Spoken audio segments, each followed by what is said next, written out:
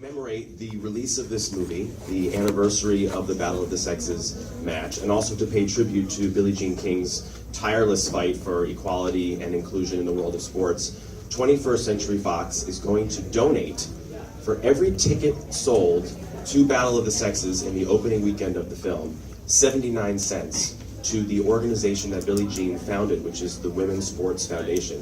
Why 79 cents? Because as many of you know, that is the amount of money on average that women earn for every dollar that men earn. That's true. So it's a sad statistic that shows how far we need to go, but I think it's a wonderful tribute on behalf of 21st Century Fox to Billie Jean and this film. So that you're the first people to be hearing that this morning. So now I have the privilege and honor and excitement to bring out Team Billie Jean. Okay, so starting off from the cast, please help me welcome Natalie Morales.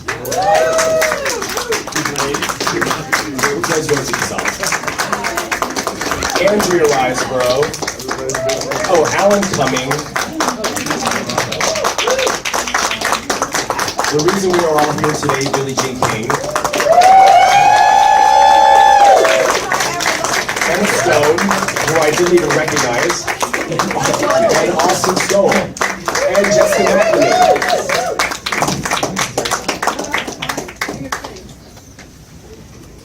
Hi, everybody. Our names are in front of us. Could someone tell me? You're there. You're right here. That's what I figured. There you go, I Billie Jean. actually figured that out. Emma, you're here. You're here where I'm standing. Okay. I'm here. Jessica, you're there, and Austin, you're here. Welcome, everybody. Good morning. You all had a big night last night with your premiere, so congratulations on getting here on time. Hopeful. Dave, I never think like that. To me, everything that happens is a blessing. I mean, I thought, first of all, it's about relationships. When Holly did the TV movie, she and Gordon have become best friends. So that, for me, is everything. And all these things that have happened to me are a blessing, really, in my life. So, no, I never thought about a movie. We've had people come to us over the years about it. But this one was perfect. I don't think it was really a decision so much as I had never played a real. Sorry, I had never played a real person before, much less someone like Billie Jean, and so I wasn't sure what my process was going to need to be. So when I met her, she was so wonderful, and Alana, her partner, they were so welcoming to me, and Billie Jean made it very clear early on that she would be open to whatever process we kind of needed to go through in order to bring this whole thing to fruition. And so we threw some balls around on a tennis court, and then I kind of, quickly realized that I wanted to watch a lot of footage from her in the time period and read a lot about her then, because she is so fully formed now and is able to talk about all of this with closure and hindsight, and a lot of, she could just see it more clearly than she might have been able to at age 29. So I ended up just doing a lot of research on her just in that very specific time frame. A little creepy when you think about it, really, isn't it? Because we were in Birdman playing the same age, but I was dating your father. But it was very different. During Birdman, we had a lot of cups of tea together, but we didn't actually have any scenes together. Right. And so doing this was so lovely because it was just so natural, and I love Emma, and she hates me. That's gender. That's the whole thing. And we laughed a lot, which I think is so, that makes any relationship great. Yes, sort of. It's actually unusual to be surrounded by so many women on a film set. I liked it. Did you have to ingratiate yourself, or was it a very natural I process? ingratiate myself always. It's Mr. Ingratiation. Well, the way that I just approached it from the very beginning was love. That this was somebody that Larry saw Billie Jean as a strong, powerful woman with a message and a statement that she wanted to get out to the world. And he was willing to sacrifice himself and allow her to deliver that message to the world, just give her all the tools that she needed to do so. But at the end of the day, I think it was a relationship built on selflessness. And it was about the message, that the message was more important than the marriage. No, No, and I actually didn't meet Larry. I didn't, in atypical fashion, I didn't do any research. And due to the circumstances and the timing of the audition, I just went with my gut, and hopefully it worked. Well, Larry and I always talked about changing the tennis world, so from the 60s. Actually, it was at Cal State LA Library where we first started talking about how we wanted to change tennis. So he and I were very much in it together, which really did show how he stayed connected. And there's a scene there where we're forming the WTA, and Larry has these papers sitting on the desk, which was great that was in there. I don't know if you realize how important it was to me, but those are the bylaws. He was a lawyer, so he was able to get the bylaws ready before we had that meeting, so we could elect the officers and actually have an association and have it ready to go. Because you can get together and say, oh yeah, we're going to do something, and then we have to get everybody back together again to elect the officers. Then we have to write up bylaws. Larry did that all before we had that happening, and that made a huge difference. So we were very much in it together. Well, the original footage is exactly that. He is somehow choking Rosie from the back, and it's really, I always think it's really odd. Obviously, Howard Cosell was a very famed commentator, but he really was with Muhammad Ali is where he got his thing. He never really did tennis. And so Rosie is this, Grand Slam champion, this super, one of the most winning tennis players of all time, very qualified to commentate on this match.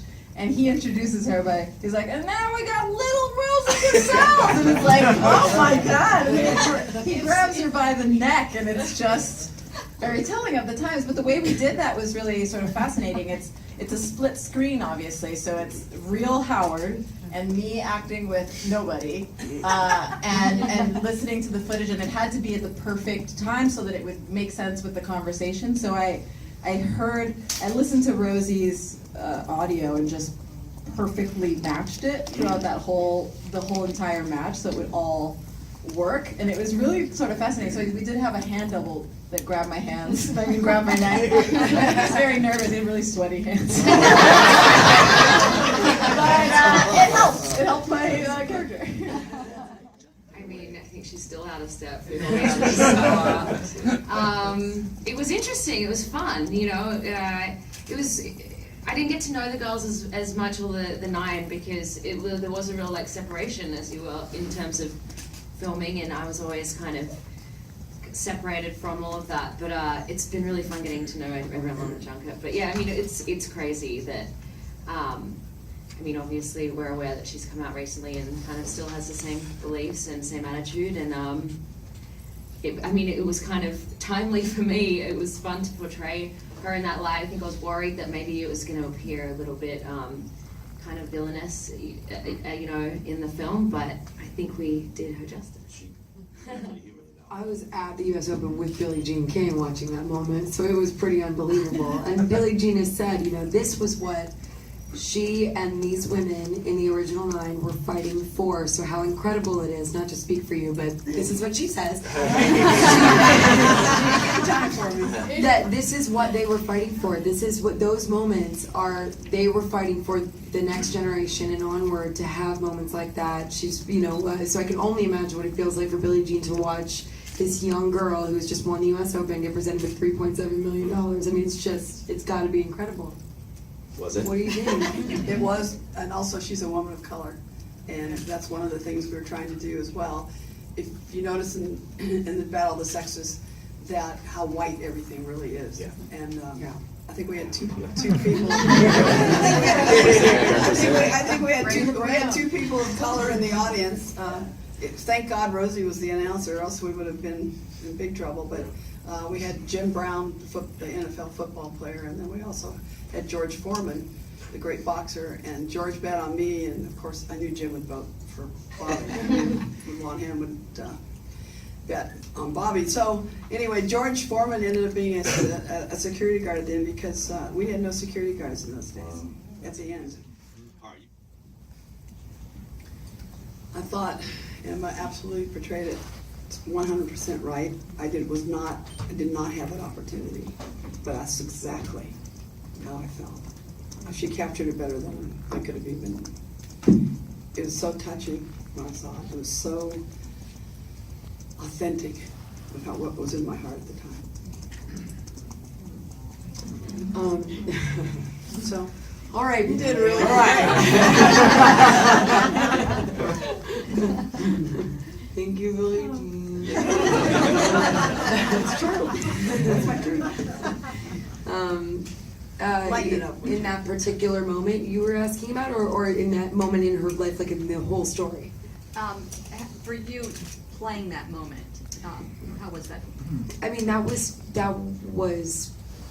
I was thinking about that moment in all other scenes of the film, because I think that because she has such strength and because she holds it together, and it's all just right under the surface for most of the film. You know, that sort of breaking point was.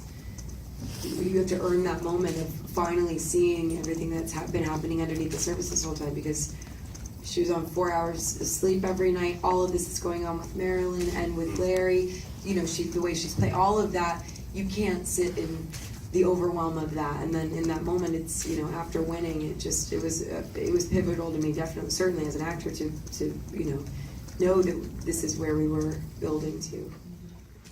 I had never played tennis. I'm not particularly good at tennis. I did a lot of lessons, but I also had an incredible professional double named Caitlin Christian, who was phenomenal, and an amazing coach, Vince Spadia, and a great trainer that was bulking me up. So I was surrounded, you know, and Billie Jean throwing balls at me and letting me mirror her and figure out all the details. I was surrounded by a team of massive support when it came to that element, because so much of the story obviously is about her personal journey and her personal struggle. But if this had been the Billie Jean tennis movie, I never would have gotten there. I had such an incredible team with Rin, John, and Val. It was really, they made it possible.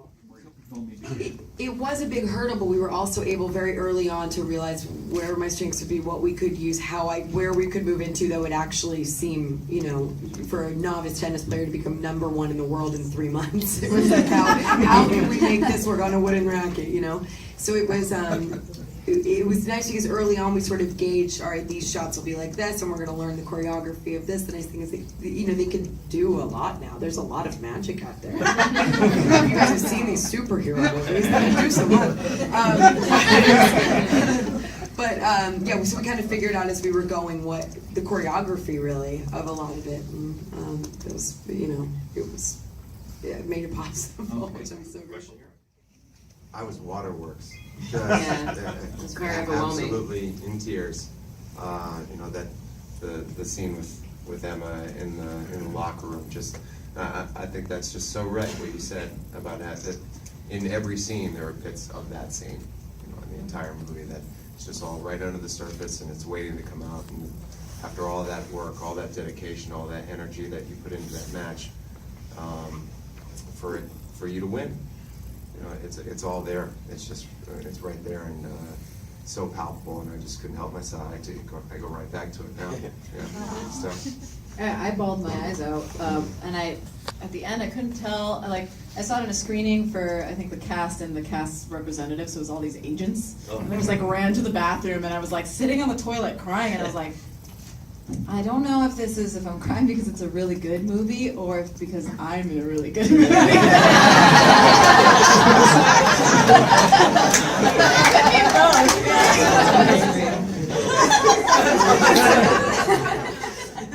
Make sure you're okay. No, but if you it's see kind a of couple weird. times- I don't know how you guys feel. I think maybe because it's a period piece, you kind of disappear. Yeah, in the that's what I rest. felt like too. Yeah. You could really remove yourself because you were so far from who we all were, I think, as people in everyday life. So I found it really easy to kind of. And I thought it was it was fascinating because it looked like a film that had been shot in the 70s. Yeah. Not like a film that's been, not a period piece. Yeah. And that was amazing. I think that's down to Val and Jonathan, and also Mr. DP. Yeah, the image was amazing. Yeah. I feel strangely disconnected when I first watched something I'm in, and I try not to make a habit of watching anything that I'm in, but I did watch this, and I was sort of found myself tears dripping off my chin, in spite of myself at the end. Not in spite of myself, but normally it's so difficult to have an objective relationship with something you've been so deep inside of, and you sort of watch it. It feels alien almost in the beginning for me, and and then I was sort of wiping shit off my chin. Oh, that was incredibly moving. And I'm very proud to be part of it. I thought they had a union. Just the actresses, not just the Just union. saying, a specific Oh, you don't have a union. female union or association? I have an all-female film company, and that's not because I want to only employ women for the rest of my life, but just while we readdress the balance and give more opportunities to younger women. That seems to work great.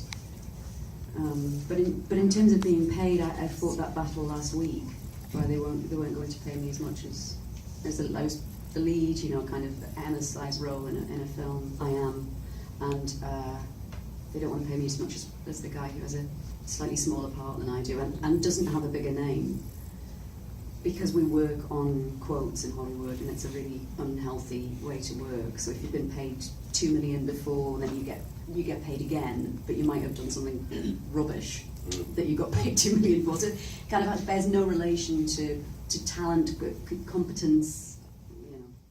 So meaningful, and I just want to thank 21st Century Fox for doing this. And I must tell you, working with Fox Searchlight has been an absolute joy. They are, everybody associated with Fox Searchlight has been wonderful, and even in the movie they use an old logo, the 73 logo, which is totally cool. And I think when Jonathan and Valerie come in the next session, that you really can have some fun with that and how they thought about filming it. And I thought they were really, did a fantastic job.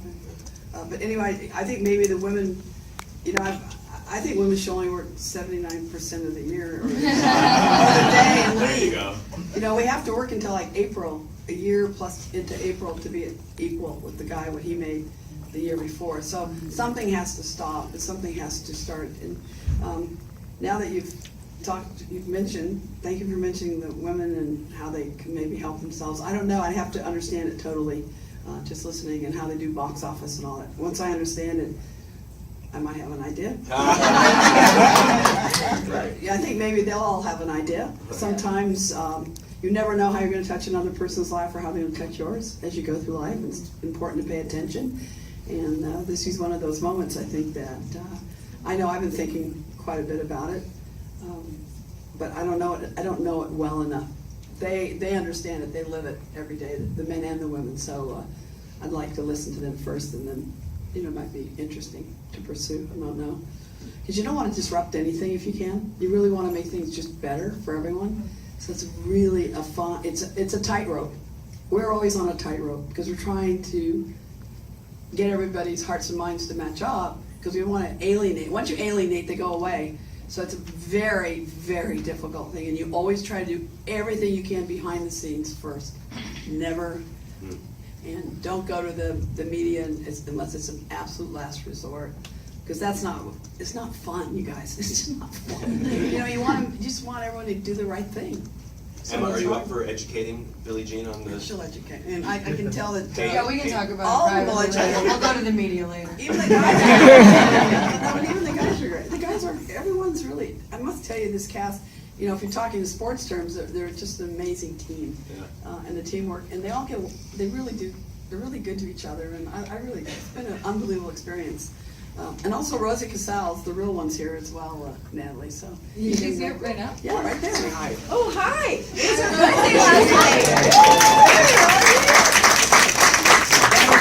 birthday last night. Yeah. So when we did the premiere, it was really cute. We had the 6 of the original 9 were there, and they all stood up and were acknowledged. It was really a great night.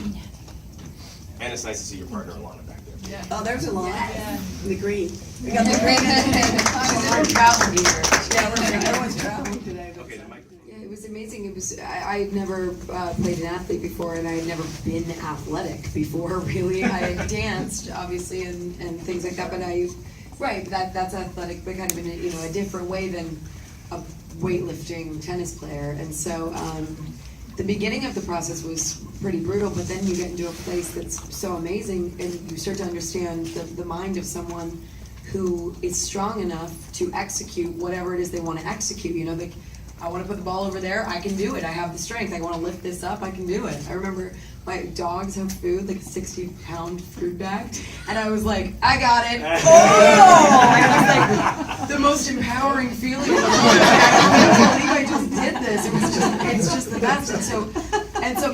thought, you know, Billie Jean is a social activist. She was always wired for social change. She knew that from a young age, what she was talking about. You know, everyone was white, the clothes were white, the balls were white, everything. And she realized that at the very beginning, but she also realized she was great at tennis. And this was going to be an amazing platform for her. She could be the best to change the world.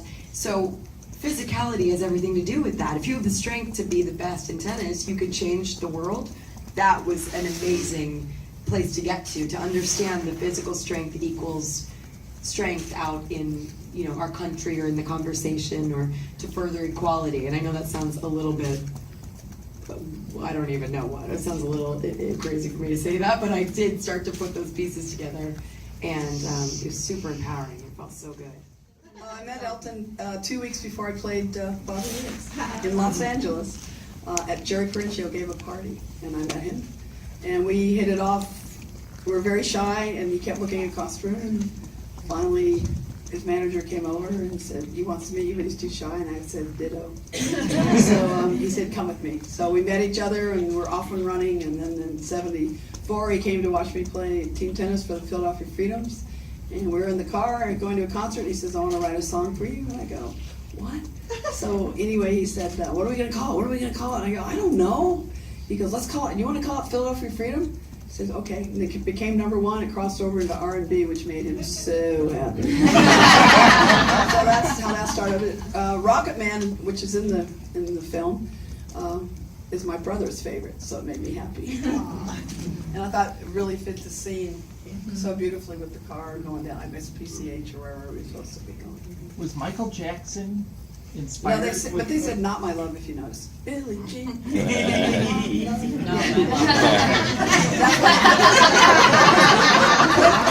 Quincy Jones told me they put not my love so everyone wouldn't get confused, but we're still confused. But I love the beat. I mean, I love it. So I do love that. Hi there.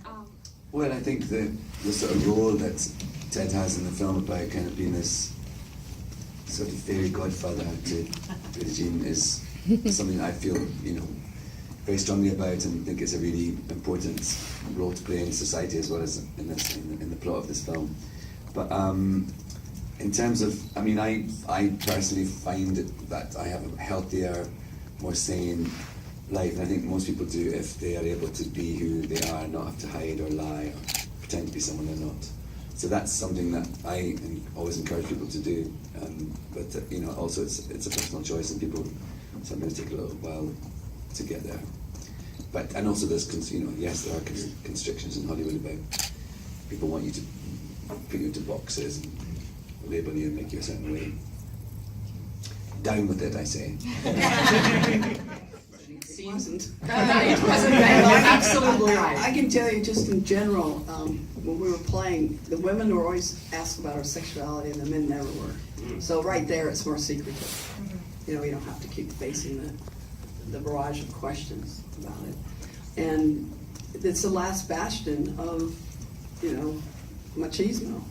And it just scares the death out of the guys because of how they're going to be treated with their fellow players. I mean, that is really important. That's like our family. It's like, you know, all the actors are family. You see that when you see them. They're connected by their profession. So I think just to be your authentic self, going back to what Alan said, is really just difficult when it's so shame-based. It still is. And the LGBTQ community suffers a lot because even our trans, especially our young kids, have 40% more suicides than any other group. So that's why it's so important to embrace everyone. And you want people to be their unique self. It's so important, their authentic self. It's so important that we all encourage. But a lot of times straight people will say, well, you'll say, oh, I'm gay. Oh, I knew that. I said, well, why didn't you just say it and ask me? Because that would have helped a lot. We just wasted 4 years. No, but those are the things where we all can help each other. I'd like to ask you, which one did you think was more difficult, Billie Jean? Learning how to dance or learning how to play tennis? You're joking, right? My parents danced a lot, so I love dancing. That's why it was fun to be with them, because I love dancing. I love ballet, modern dance, hip hop, anything. You do hip hop, Fraggle dancing, which is my style. Yeah, but it's all about. Have you show us again? It's like you move like a noodle. It's all about moving and movement. I just love it. I love movement, how you shape time and space and all that. Oh, it's the best. So obviously, tennis came easier to me than probably dancing. I don't know. I never even pursued it, but I would have been fun. Yeah. You can teach me. Lessons. You can teach me how to dance. How's that? Will anyone